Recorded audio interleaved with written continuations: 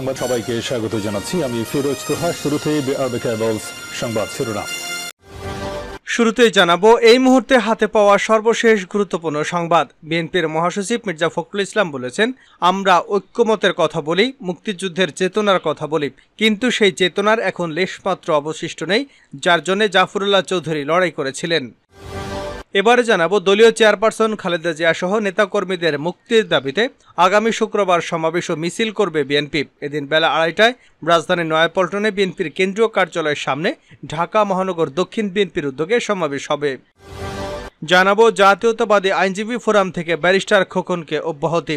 Supreme court আইনজীবী সমিতির সভাপতির দায়িত্ব গ্রহণ করায় ব্যারিস্টার এম এ মাহবুবউদ্দিন খোকনকে অব্যাহতি দিয়েছে জাতীয়তাবাদী আইনজীবী ফোরাম। জানিয়ে দেব এবার কর্নেল অলিকে বিশ্বাসঘাতক মনে করছে বিএনপি। বিএনপির মধ্যে নানা রকম বিশ্বাস, অবিশ্বাস এবং সন্দেহ প্রবল আকার ধারণ করেছে। নিজেদের মধ্যে বিএনপি নেতারা এখন নিজেদের সংগঠনের অন্য নেতাদেরকেই বিশ্বাস করছে না, এক নেতা আরেক নেতাকে অবিশ্বাস করছে। এবার সে দলে অন্তর্ভুক্ত হয়েছেন কর্নেল অলি। এ বিষয় থাকছে বিস্তারিত, সঙ্গেই থাকুন। এদিকে বিএনপি মহাসচিব মির্জা ফখরুল ইসলাম আলমগীরের দ্রবিসন্ধিমূলক এবং বিভ্রান্তিকর বক্তব্যে নিন্দা ও প্রতিবাদ জানিয়েছেন আওয়ামী লীগের সাধারণ সম্পাদক ও সেতুমন্ত্রী ওবায়দুল কাদের। এবং সর্বশেষ জানাবো আন্তর্জাতিক সংবাদ। গাজার শাসনের বিষয়ে ইসরায়েলকে যে হুঁশিয়ারি দিল হামাস। যুদ্ধ শেষ হওয়ার পর ইসরায়েল নয়, ফিলিস্তিনিরাই করবে গাজার শাসন।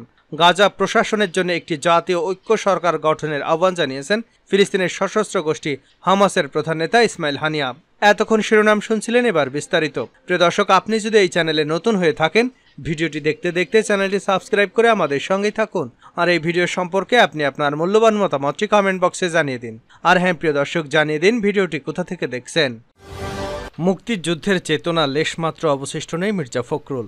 বিএনপির মহাসচিব মির্জা ফখরুল ইসলাম আলমগীর বলেছেন, আমরা ঐতিহ্যের কথা বলি, মুক্তিযুদ্ধের চেতনার কথা বলি, কিন্তু সেই চেতনার এখন লেশমাত্র অবশিষ্ট নেই, যার জন্য জাফরুল্লাহ চৌধুরী লড়াই করেছিলেন। বিকেলে রমনার ইঞ্জিনিয়ার্স ইনস্টিটিউশন মিলনায়তনে ডক্টর জাফরুল্লাহ চৌধুরীর প্রথম মৃত্যুবার্ষিকী উপলক্ষে এক নাগরিক স্মরণ সভায় তিনি এসব কথা বলেন। গত বছরের 11 এপ্রিল ধানমন্ডির গণস্বাস্থ্য নগর হাসপাতালে চিকিৎসাধীন অবস্থায় মারা যান জাফরুল্লাহ চৌধুরী। মির্জা ফখরুল বলেন, সেই মুক্তিযুদ্ধের চেতনাকে যদি আমাদের আবার ফিরিয়ে আনতে হয়, বাংলাদেশকে সত্যিকার অর্থে একটা গণতান্ত্রিক রাষ্ট্রে আমরা পরিণত করতে চাই, তাহলে এখন অবশ্যই সকলকে নতুন করে চিন্তা করে নতুনভাবে বলিয়ান হয়ে জাফরুল্লাহ ভাইয়ের অনুপ্রেরণায় এগিয়ে আসতে হবে। দেশে কঠিন দুঃসময় চলছে উল্লেখ করে বিএনপি মহাসচিব বলেন, আসুন আমরা সবাই প্রতিজ্ঞা গ্রহণ করি, কে কি বলল সেটি ভাবার দরকার নেই। আমাদের মধ্যে যে আশা আকাঙ্ক্ষা আছে, আমরা যারা 71 সালে যুদ্ধ করেছি, আমরা যারা গণতন্ত্রের বাংলাদেশ দেখতে চেয়েছি, গণতান্ত্রিক রাষ্ট্রের জন্য যারা প্রাণ দিয়েছি, যারা গুম হয়েছি, তাদের সকলকেই সেই সম্মানটুকু দেওয়ার জন্য আমাদের আজকে একটা মাত্র দায়িত্ব, সেটা হচ্ছে আসুন আমরা সবাই ঐক্যবদ্ধ হই। নয়াপল্টনে শুক্রবার সমাবেশ করবে বিএনপি। দলীয় চেয়ারপারসন খালেদা জিয়া সহ নেতাকর্মীদের মুক্তির দাবিতে আগামী শুক্রবার সমাবেশ ও মিছিল করবে বিএনপি। এদিন বেলা 2:30টায় রাজধানীর নয়াপল্টনে বিএনপির কেন্দ্রীয় কার্যালয়ের সামনে ঢাকা মহানগর দক্ষিণ বিএনপির উদ্যোগে এ সমাবেশ হবে। শনিবার মহানগর দক্ষিণের সদস্য সাইদুর রহমান মিন্টুর স্বাক্ষরিত এক বিবৃতিতে এ তথ্য জানানো হয়। বিবৃতিতে বলা হয়, গত বৃহস্পতিবার ঢাকা মহানগর দক্ষিণ বিএনপির আহ্বায়ক আব্দুল সালামের সভাপতিত্বে এক সভায় খালেদা জিয়া এবং ঢাকা মহানগর দক্ষিণ বিএনপির সিনিয়র যুগ্ম আহ্বায়ক নবিউল্লাহ নবী এবং যুগ্ম আহ্বায়ক হারুনা রশিদ হারুন সহ নেতাকর্মীদের মুক্তির দাবিতে শুক্রবার সমাবেশ ও মিছিলের সিদ্ধান্ত গৃহীত হয়। এতে প্রধান অতিথি হিসেবে উপস্থিত থাকবেন বিএনপির মহাসচিব মির্জা ফখরুল ইসলাম আলমগীর। সভাপতিত্ব করবেন দলের ঢাকা মহানগর দক্ষিণ বিএনপির আহ্বায়ক আব্দুল সালাম। জাতীয়তাবাদী আইনজীবী ফোরাম থেকে ব্যারিস্টার খোকনকে অব্যাহতি। সুপ্রিম কোর্ট আইনজীবী সমিতির সভাপতির দায়িত্ব গ্রহণ করায় ব্যারিস্টার এ মাহবুবউদ্দিন খোকনকে অব্যাহতি দিয়েছে জাতীয়তাবাদী আইনজীবী ফোরাম। রোববার জাতীয়তাবাদী আইনজীবী ফোরাম থেকে অব্যাহতির তথ্য গণমাধ্যমকে জানানো হয়। গত 6 এবং 7 মার্চ দুদিন সুপ্রিম কোর্ট আইনজীবী সমিতির 2024-25 সালের ভোট গ্রহণ করা হয়। এরপর 9 মার্চ দিনগত রাত 1:30টায় নির্বাচন পরিচালনা উপকমিটির আহ্বায়ক বীর মুক্তিযোদ্ধা সিনিয়র আইনজীবী আবুল খায়ের নির্বাচনের ফল ঘোষণা করেন। নির্বাচনের সভাপতি পদে বিএনপি জামাত সমর্থিত barrister M A Mahbubuddin Khokon নির্বাচিত হন। অন্যদিকে সম্পাদক পদে আওয়ামী লীগ তথা সরকার সমর্থিত বঙ্গবন্ধু আওয়ামী আইনজীবী পরিষদ সাদা প্যানেল থেকে অ্যাডভোকেট শাহ মঞ্জুরুল হক নির্বাচিত হন।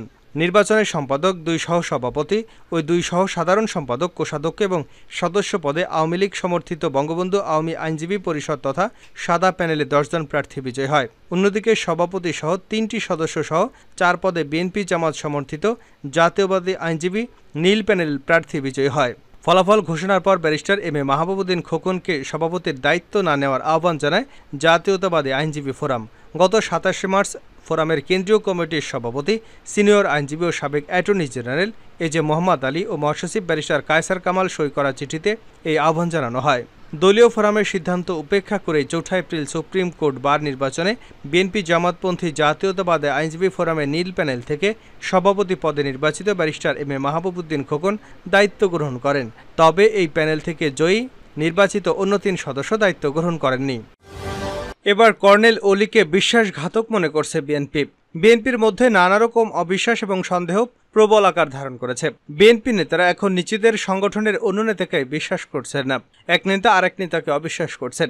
বিএনপির বিভিন্ন নেতারা মনে করছেন বিভিন্ন সময় বিএনপির জন্য বন্ধু হিসেবে এসে অনেকেই বিএনপিকে ধোঁকা দিয়েছে এবং এই ধোঁকার তালিকা অনেক দীর্ঘ।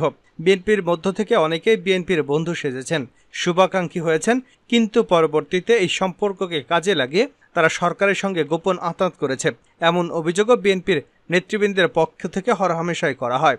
বিএনপির একাধিক নেতা বলছেন, যেমন 2018 সালে জাতীয় ঐক্যফ্রন্ট গঠন করেছিল একটি ধোঁকা।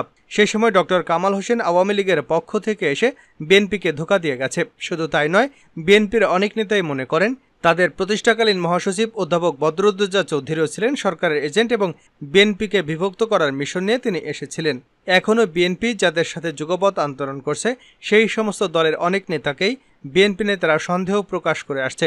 তবে এই অবিশ্বাসের তালিকা এখন সবচেয়ে বড় বিষয় হিসেবে যে নামটি এসেছে সেটি হলো এলডিপি চেয়ারম্যান কর্নেল অবসরপ্রাপ্ত অলি আহমেদ। কর্নেল অলি আহমেদ একসময় বিএনপির ডার্ক সাইডের নেতা ছিলেন। তিনি বেগম খালেদা জিয়ার অত্যন্ত ঘনিষ্ঠ ব্যক্তি হিসেবে পরিচিতি ছিলেন। শুধু বেগম জিয়াই নন, বিএনপির প্রতিষ্ঠাতা জিয়াউর রহমানের তিনি বিশ্বস্ত এবং আস্থাভাজন ব্যক্তি হিসেবেও পরিচিত ছিলেন। জিয়াউর রহমানের ডাকেই তিনি বিএনপি রাজনীতিতে প্রবেশ করেন। কিন্তু সেই কর্নেল অলি আহমেদ এখনকার ভূমিকা নিয়ে বিএনপি নেতৃবৃন্দের মধ্যে ঘোরতর সন্দেহ দানা বেঁধেছে। বিএনপি নেতৃবৃন্দ মনে করছে যে বিএনপি ভাঙার জন্য নতুন এজেন্ডা বাস্তবায়ন করতে সরকার মাঠে নামিয়েছে কর্নেল অলিকে। এই ধরনের ভাবনার সূত্রপাত হয়েছে একটি বক্তব্য থেকে।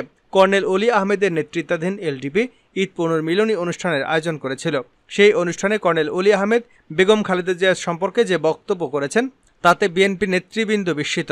বিএনপির একজন নেতা বলেছেন যে একসময় প্রয়াত ডক্টর জাফরুল্লাহ চৌধুরী যেভাবে সরকারের এজেন্ডা বাস্তবায়নের জন্য বিএনপিকে বিতর্কিত করেছিলেন, একজন কর্নেল অলি আহমেদও সেই কাজ শুরু করেছেন।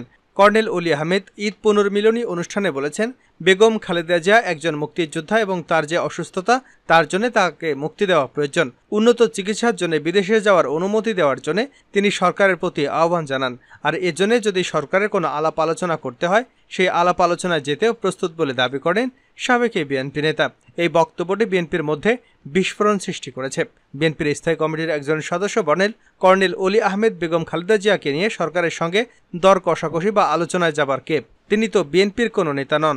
বিভিন্ন বিএনপি নেতা মনে করছেন যে বেগম খালেদা জিয়াকে নিয়ে বিএনপির মধ্যে একটি স্পর্শকাতর অনুভূতি রয়েছে এবং সেই অনুভূতিকে ব্যবহার করে দলের নেতাকর্মীদের বিভ্রান্ত করা এবং দলের মধ্যে বিভক্তি সৃষ্টির লক্ষ্যেই কর্নেল অলি আহমেদ এ ধরনের বক্তব্য দিয়েছেন। কারণ বিএনপির অনেক নেতাই মনে করেন যে বেগম খালেদা জিয়ার বিষয়ে সরকারের সঙ্গে বিএনপির একটি বিষয় সংলাপ দরকার। গাজা শাসনের বিষয়ে ইসরায়েলকে যে হুঁশিয়ারি দিল হামাস, যুদ্ধ শেষ হওয়ার পর ইসরায়েল নয় ফিলিস্তিনিরাই করবে গাজা শাসন। গাজা প্রশাসনের জন্য একটি জাতীয় ঐক্য সরকার গঠনের আহ্বান জানিয়েছেন ফিলিস্তিনের সশস্ত্র গোষ্ঠী হামাসের প্রধান নেতা ইসমাইল হানিয়া। শনিবার তুরস্কে আনাদোলুর সঙ্গে সাক্ষাৎকারে তিনি এসব কথা বলেন। ইসমাইল হানিয়া বলেন, হামাস গাজায় একমাত্র কর্তৃত্বের উপর জোর দিচ্ছে না, আমরা ফিলিস্তিনের অংশ, আমরা সবাই মিলে একটি জাতীয় ঐক্য সরকার প্রতিষ্ঠা করতে পারি এবং গাজার প্রশাসনের বিষয়ে একমত হতে পারি। হামাস প্রধান বলেন, আমরা ফিলিস্তিনের গাজা, পশ্চিম তীর এবং ফিলিস্তিনিদের যে কোনো ভূখণ্ডে যেই পরিস্থিতি হোক না কেন দখলদার বা অন্য কোনো দ্বারা নিয়ন্ত্রিত হতে দেব না। তিনি বলেন, হামাস ফিলিস্তিনের অভ্যন্তরীণ রাজনীতি নিয়ন্ত্রণের জন্য দুটি বিষয় নিয়ে আলোচনার আহ্বান জানিয়েছে। প্রথমটি হচ্ছে প্যালেস্টাইন লিবারেশন অর্গানাইজেশনের পুনর্গঠন করব, যা সব ফিলিস্তিনি গোষ্ঠীকে অন্তর্ভুক্ত করে। দ্বিতীয়টি হচ্ছে একটি জাতীয় সরকার প্রতিষ্ঠা করা যারা গাজার পুনর্গঠন করবে, পশ্চিম তীর এবং গাজাবাসীকে এক ছাদের নিচে একীভূত করবে। এছাড়া রাষ্ট্রপতি, আইনসভা এবং জাতীয় কাউন্সিল নির্বাচনের আয়োজন নিশ্চিত করবে। 2007 সাল থেকে গাজা শাসন করে আসছে হামাস। গত 7 অক্টোবরের হামলার পরিপ্রেক্ষিতে হামাসকে ক্ষমতাচ্যুত এবং ধ্বংস করার কথা বলে আসছে ইহুদিবাদী ইসরায়েল। ফিলিস্তিনি স্বাধীনতাকামী সংগঠন হামাস 7 অক্টোবরে ইসরায়েলে হামলা চালায়। ইসরায়েলি কর্তৃপক্ষের ভাষ্য মতে এই হামলায় প্রায় 1140 জন নিহত হন। সেদিন প্রায় 240 জনকে ইসরায়েল থেকে ধরে গাজায় নিয়ে জিম্মি করে হামাস।